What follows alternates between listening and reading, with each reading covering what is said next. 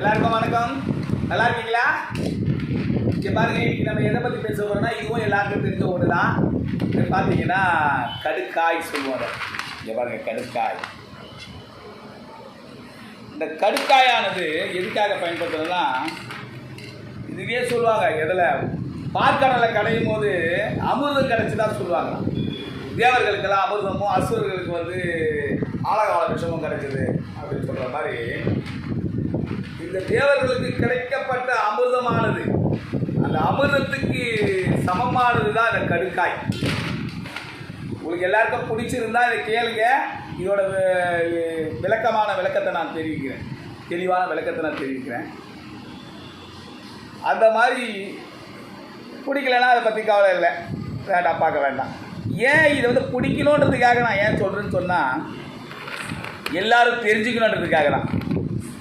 பழைய புராணங்களையும் பழைய மூலிகைகளையும் நிறைய விஷயத்தையும் மறைக்கப்பட்டாச்சு. குழந்தைங்களுக்கு தெரியல எதுக்காக இதை பயன்படுத்துகிறோம், ஏன் பயன்படுத்த போகிறோன்றதும் நம்ம எல்லாத்தையுமே மறந்துட்டோம். அதெல்லாம் தெளிவுபடுத்துறதுக்கும் தெரியப்படுத்துறதுக்கும் ஒரு நிறைய விஷயம் நிறைய பேர் சொல்கிறாங்க. எனக்கு தெரிஞ்சதை நான் எந்த பிரதிபலனும் இல்லாமல் நான் சொல்லிகிட்ருக்கேன். என்னோடய டிவி பார்த்தீங்கன்னா ஆன்மீகமும் மூலிகையும் சார்ந்த சேனலு. அதை நீங்கள் பாருங்கள், சப்ஸ்கிரைப் பண்ணுங்கள், லைக் பண்ணுங்கள், ஷேர் பண்ணுங்கள். நிறைய பேருக்கு பகிரட்டும் சொல்கிற இந்த கருத்துக்களெல்லாம். நான் இதோட விளக்கத்தை திரும்ப சொல்கிறேன், இப்போ சொல்ல வரேன்.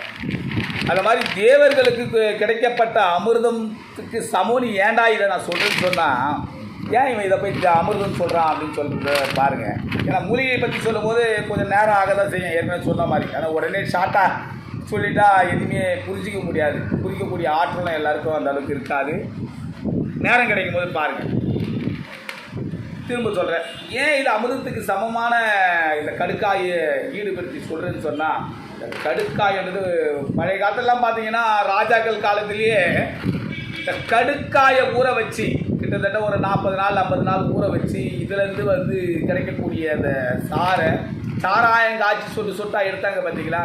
அந்த மாதிரி சொட்டாக எடுத்து அதில் அந்த திரவியத்தை நம்ம குடிச்சிட்டு வரும்போது முதல் ஒரு மனிதனுக்கு ஆற்றல் மிக சக்தி பலம் வாய்ப்பு. இந்த போரில் போய் சண்டை போட்டுக்கூடான பலத்தை இந்த எலும்புக்கு உறுதியாக கொடுக்கும். இந்த எலும்புங்க இருக்கலாம். அந்த மாதிரி மகத்துவம் வாய்ந்த கடுக்காய். அதான் ராஜாக்கள்லாம் போயிட்டு அந்த கடுக்காய் பானத்தை தான் கொடுப்பான். அது எப்படி தயார் பண்ணுறது எவனும் சொல்லாமல் போயிட்டானுங்க. சொல்லியிருந்தாலும் அந்த பரம்பரையில் கேட்டால் ரகசியம் சொல்லிட்டு மூடி மறைச்சிட்டானுங்க. நிறைய விஷயங்களை மருத்துவம் சார்ந்த விஷயங்களை மக்கள் எல்லாராலையுமே எல்லாமே பயன்படுத்த முடியாது. எல்லாம் உடனே இமீடியட் ரிலீவுக்காக அலோபதி டாக்டர்ஸை போய் பார்க்க வேண்டியதாக இருக்குது. மருத்துவமனைகளுக்கு போய் ட்ரீட்மெண்ட் எடுத்துட்டு நம்ம போயிட்டு காலத்தோட சக்கரம் அது சுழண்டுகிட்டே இருக்குது. நம்ம போய் ட்ரீட்மெண்ட் பண்ணிட்டு போயிட்டே இருக்கிறோம். அதுதான் வாழ்க்கையாக இருக்குது. ஆனால் இதை நிறைய விஷயங்களை பெரியவர்களும் மூதாதையர்களும் பரம்பரை சார்ந்த வைத்தியர்களும் தெளிவுபடுத்தலை. இன்றைக்கி அது வியாபாரமாக போச்சு. அந்த மாதிரி சூழ்நிலை ஆகிப்போச்சு. இப்போ நான் ஏன் இதை சொல்ல வரேன்னு சொன்னால், இந்த கடுக்காயை நல்லா இடித்து உள்ளே இருக்க அந்த விதையை எடுத்துட்டு இந்த மேல் தோலை நல்லா ஊற வச்சு நல்லா கொதிக்க வைக்கணும். இந்த மாதிரி 1 லிட்டர் தண்ணி நம்ம வைக்கிறோம்னு சொன்னால் ஒரு 10 கடுக்காய் போட்டால் போதும். 1 லிட்டர் தண்ணியை வச்சு நல்லா கொதிக்க வச்சு பாதியாக சுண்ட வச்சு அதை டெய்லியுமே நித்தியம் இரவில் உணவு அருந்திட்ட பிறகு, உணவு சாப்பிட்ட பிறகு தூங்குறதுக்கு ஒரு அரை மணி நேரத்துக்கு முன்னாடி இந்த கடுக்காய் தண்ணியை பாலத்தை குடிச்சிட்டு ஒரு 10 நிமிஷம் அப்படியே வாக்கிங் பண்ணால் போதும். வயிற்றுக்குள்ளே இருக்கிற முதல்ல எந்த வகை சார்ந்த புண்ணு, அரிப்பு, நமிச்சல், அந்த மாதிரி எந்த வகை சார்ந்ததாக இருந்தாலும் அத்தனையும் குணப்படுத்தக்கூடிய தன்மை வாய்ந்த கடுக்காய். 2வது, இது பார்த்தீங்கன்னா மலம் இலக்கியாக்கும்.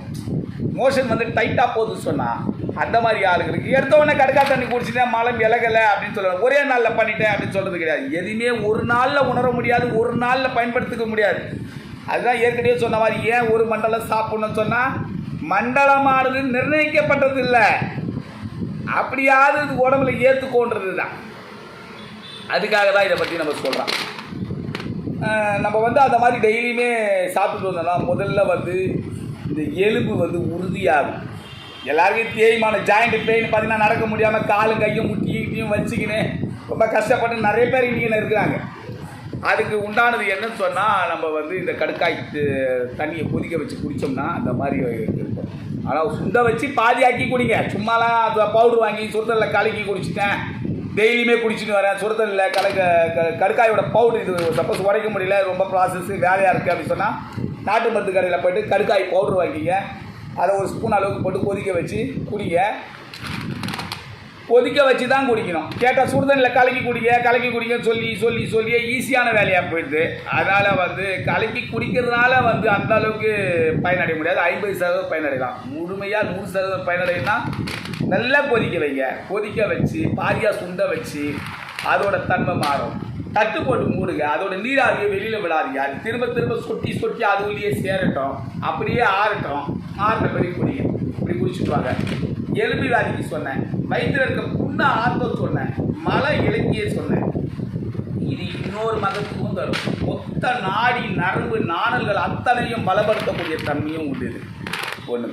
அப்புறம் இன்னொன்று சொல்கிறேன் பாருங்கள், எல்லாருக்குமே பைல்ஸுக்கு நமக்கு தெரிஞ்சதெல்லாம் மூலம் சொல்லுவோம். சிறு மூலம், கீழ் மூலம், உள் மூலம், வெளி மூலம், இப்படி மூலத்தில் பல வகையாக இருக்குது பைல்ஸ் சொல்கிறது. அதுக்கு உண்டான நிறைய பேருக்கு பார்த்தீங்கன்னா அந்த பிரச்சனையும் உண்டு. துத்தி தேலை சாப்பிட்லாம், துத்தி ஜூஸ் சாப்பிட்றோம், அந்த மாதிரிலாம் நம்ம சாப்பிட்டுட்டு தான் இருக்கிறோம். ஆனால் இதை பார்த்தீங்கன்னா ஆசன வாயில், மலம் கழியும் ஆசன வாயில் மூலம் வெளியில் உள்ளே போன இடத்துல கூட ரணமாக இருக்கும்.